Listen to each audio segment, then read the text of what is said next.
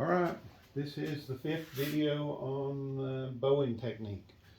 I think we need to back up just a little bit. I didn't really touch on enough on rosining your bow and your bow upkeep. That's something that's very important is to use your rosin with your bow hair. Some folks have asked me if they find out I'm using a synthetic hair, and they say, well, do I still have to use rosin? And the answer is, of course, yes. The synthetic bow hair with no rosin on it, when you bow with it, a brand new haired bow, you don't get any sound at all, just maybe a couple of squeaks. So you have to have the rosin. The rosin is what you're doing when you rosin your bow is you're flaking off some of this into a white powder that's very sticky.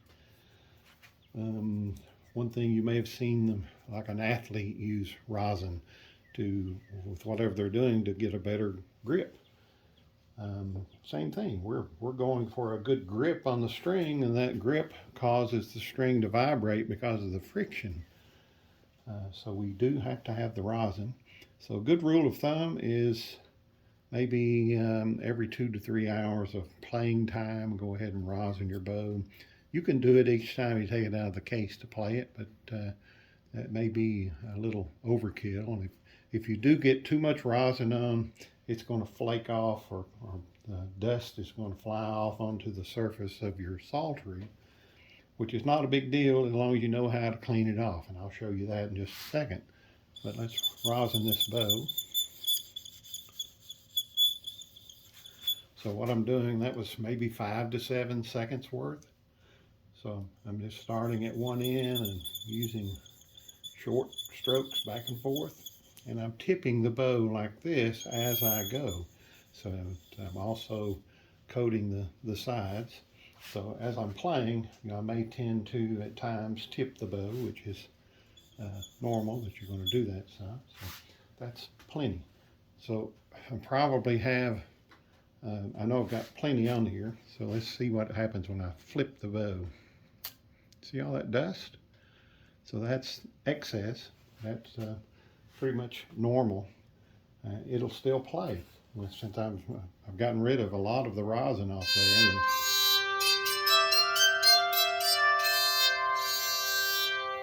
So it still plays fine. So I'm not going to go back and re-rosin anymore. I've got rid of some of the excess. One thing that I guess maybe that saved was not getting a lot of dust collected on the top of my Psaltery or the surface of the Psaltery under the strings. If you do, and you should do this periodically anyway, to get you an inexpensive paintbrush, you can get one of these for a $1 or $2 at a discount store. This will go all the way through the strings to the surface of the wood. So you can dust all of that off. You can even clean down here around the tuning pins. Anything under the strings, you can go along the side there. Really good way to clean your Psaltery. If you're getting a lot of rosin dust on there, don't leave it laying on there, because it will build up, and then the brush isn't going to do any good. It's going to kind of be stuck down to the surface of the soundboard. The way to really clean it off then may be to take all the strings off and clean that off. So don't let it get that far. Use a brush. I've got a piece of rosin here. This is what happens when you drop your rosin on a hard surface or a concrete floor. It's going to break and bust all the pieces. I save all those pieces. I sweep those up and save them, and I crush them with the head of a hammer into a piece of cloth. So I've made me a little groove here of rosin dust. So you can use this to, don't rub it back and forth, just touch down just lightly. And you can take your fingers and work that into the bow. That's another way to rosin. That's what I do when I rehair a bow or put new bow hair on a bow. I use that little technique to get the bow rosin and get it worked in really well for the first time. But normally, just this much. That's enough. So if your rosin cake is glazed over, if it's a new cake of rosin, it's real shiny on top, you may be hard to get it started with just the bow hair. This is a piece of sandpaper. Just circles, just scuff that up. You can see the dust that I've created with the sandpaper. That's not something that you want to do a lot. Just when it's new, if it sits in the case for a long time and you've not played in a while and it has glazed over, you may want to do that again.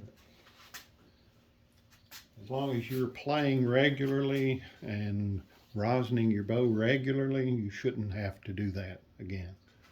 Just keep the cover on the rosin. It keeps everything else in your case clean. So I use synthetic primarily now. I've got one that's black horsehair here. I have changed my mind over the years, back and forth between different things that I thought were better, and then I've finally figured out that maybe the original way or one way is better than another. For now, this is 2022, I am very much satisfied that the synthetic hair is a great way to go. It's very durable. It's not affected by humidity, so it won't stretch. It doesn't have to be adjusted. Horsehair is the opposite of that. This is black horsehair. Of course, there's white horsehair. But you've got to have a way to tension the hair because humidity will make the hair grow in length, and for high humidity or low humidity, it shrinks. So you need a way to adjust it. The violin bow has a little nut on the end to twist to adjust the tension of the hair. You don't want to leave the tension on the hair. When you're through playing, you have to release the tension and loosen it because it will stretch, and pretty soon it'll stretch out so much that you won't be able to adjust the tension. You don't have that problem with the synthetic hair. I have had folks tell me that they can definitely hear a difference between the horsehair and the synthetic. I don't hear it. The rosin dust is doing its job. The horsehair may be a little more coarse, but that's synthetic.